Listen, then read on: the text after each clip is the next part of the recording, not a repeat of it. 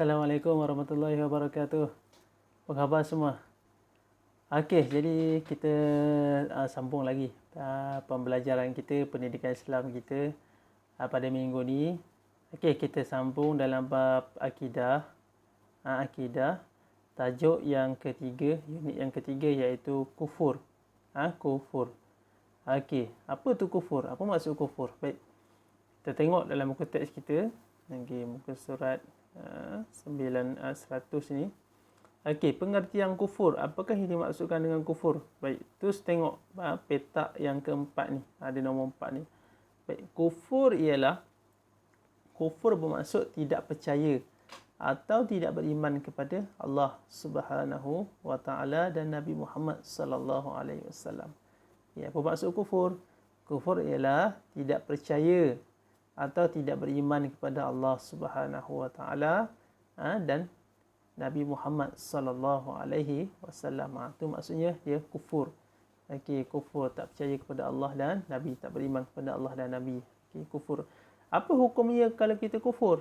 Apa hukum kufur? Okey, tengok petak yang di bawah tu. Hukum kufur adalah sesat. Sesat. Okey. Apa dalil dia? Okey, apa dalil dia? Firman Allah Subhanahu wa taala, a'udzubillahi minasyaitonirrajim. Wa may yakfur billahi wa malaikatihi wa kutubihi wa rusulihi wal yaumil akhir faqad dhalla dhalalan ba'ida.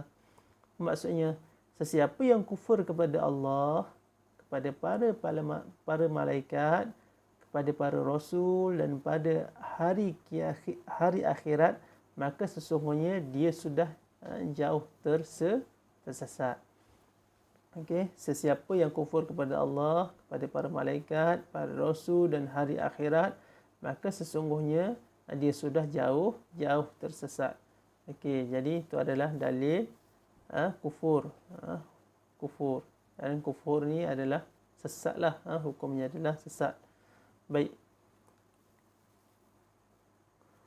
Jom kita tengok apa kufur. Kufur ni kita tengok dengan lebih ni lagi. Baik.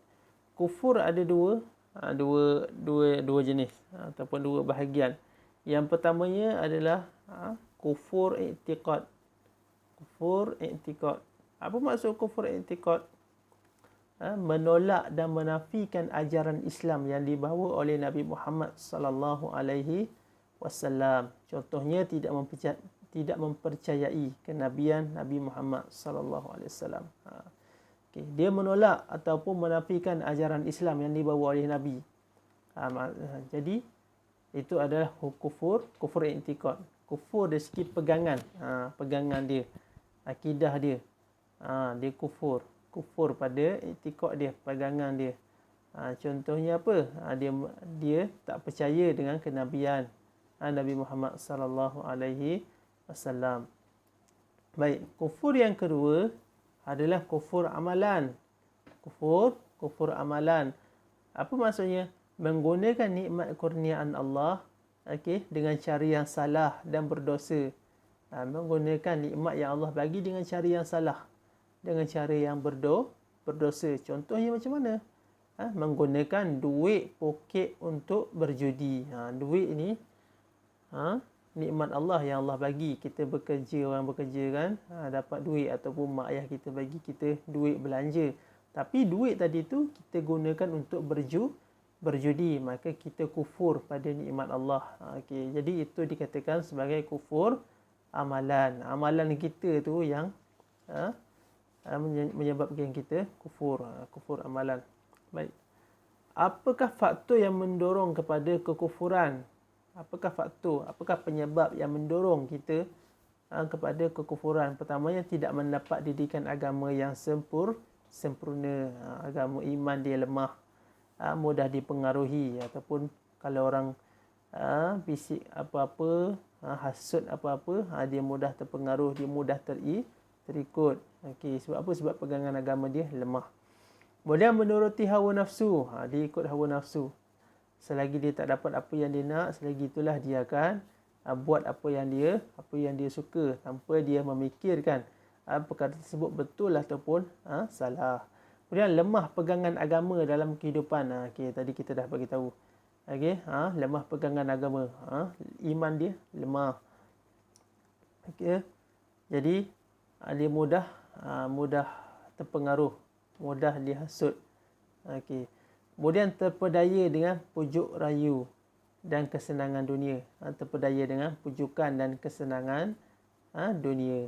Dia orang tawarkan apa-apa yang indah, dia mudah untuk menerima, mudah kita kata apa, mudah tergoda lah, mudah tergoda. Jadi itu semua adalah antara faktor-faktor kenapa boleh terjadinya kekufuran, sama ada kufur nikmat ataupun kufur amalan tadi kan, ataupun kufur i'tiqad, ataupun kufur i'tiqad. Baik. Kemudian kita tengok apa kesan kepada kufur ni. Apa kesan yang akan terjadi bila kita kufur. Okey, telah termaktub di dalam Al-Quran satu dosa yang sangat besar. Justru diberi ancaman seksa dan azab. Okey, mendapat ancaman seksa dan azab yang bahaya. Kufur itu sungguh bahaya. Kufur merosakkan iman di hati. Okey, dosa dan noda tiada dipeduli. Rahmat dan berkat berlalu pergi. Ketenangan hati juga tidak dimiliki. Benarlah kufur itu merosakkan hidup insan. Justru mengundang murka ilahi. Azab dan seksa tersedia menanti. Mohonlah agar kita dilindungi. Mudah-mudahan Allah melindungi kita daripada perbuatan kufur. Sama ada kufur i'tiqad pada pegangan kita ataupun kufur pada amalan kita. Maksudnya kita tidak bersyukur di atas nikmat yang Allah bagi. Okey, baik, seterusnya. Okey. Yang terakhir, tindakan untuk menjauhkan kekufuran.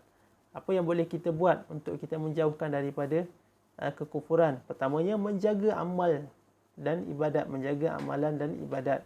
Apa yang boleh kita buat? Saya perlulah sentiasa melipat gandakan amalan. Okay.